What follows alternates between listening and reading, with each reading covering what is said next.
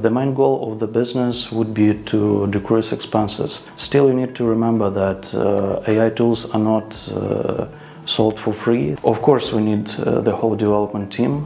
The only question is what would be the scope of work the team would be responsible for. In our team, we try to identify what activities could be improved if we use AI tools. When you deal, for instance, with medical software, you always need to control the flow. Properly trained AI tool will always give you an accurate feedback what should you be compliant with.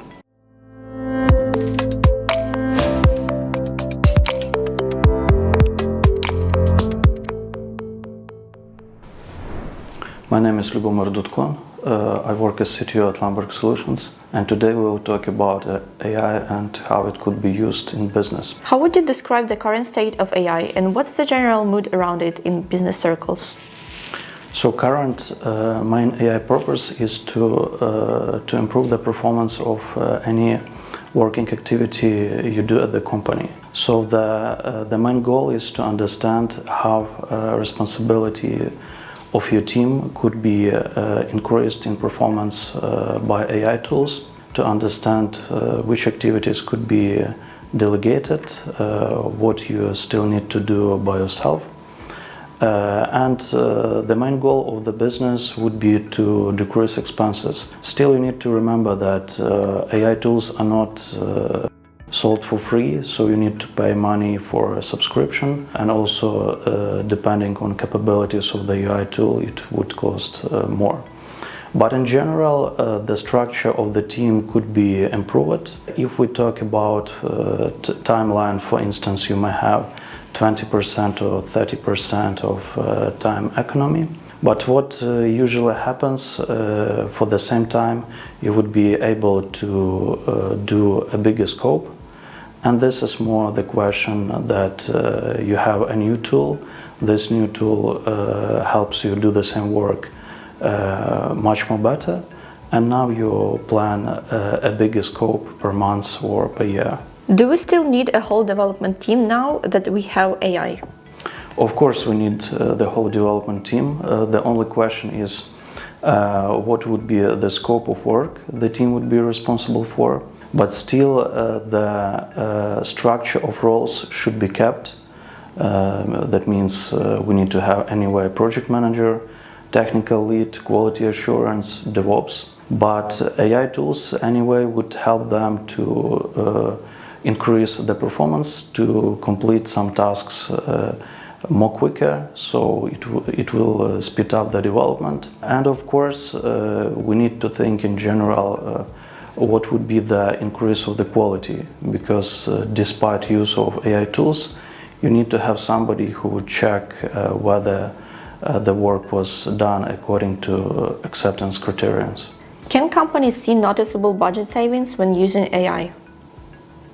This is very difficult to state. In our team, we try to identify what activities could be improved if we use AI tools. We identify different group of activities. The best impact would be if we apply AI tools for very routine tasks. But still, it is very important to understand what is the level of engineer who uses the AI tools and how after he can evaluate the results of work. So I think it is not on a level of 80%. How we often can hear that maybe if we have some magic AI tool, we can fire the whole team and only one senior can be responsible for the whole complex project development, but still it will increase the performance of work of the whole team.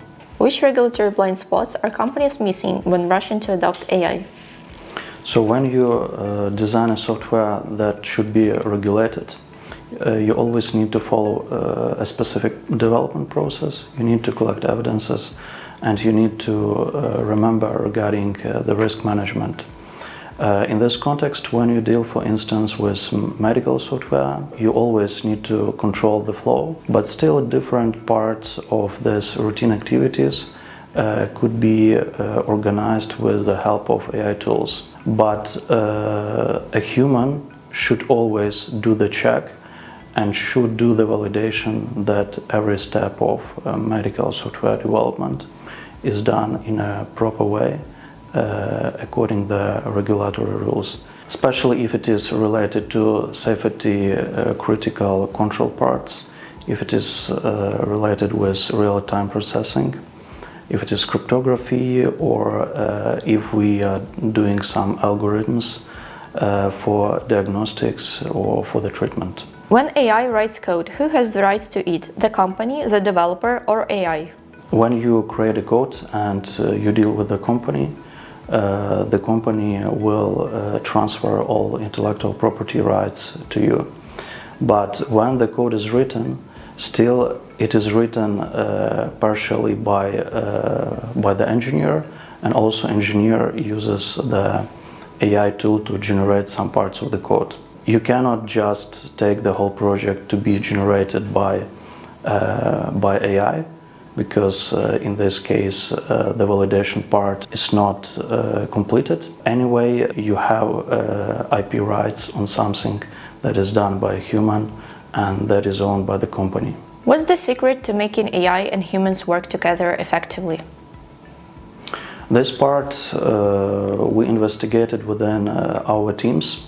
What would improve performance if we have a structure by experience of different developers, what tasks could be delegated to AI tool, what should be definitely done by the engineer. So some routine work, some simple code generation, some output, for example, when you need to create a JSON response, could be delegated for AI tool, because here you would spend quite a lot of time on a simple task.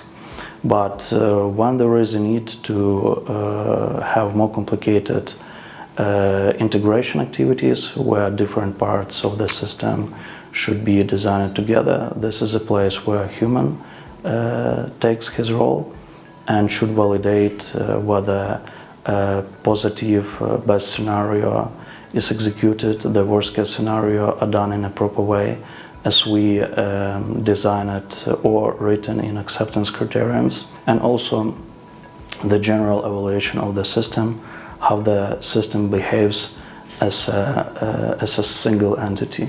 Where do you see AI having the biggest impact next?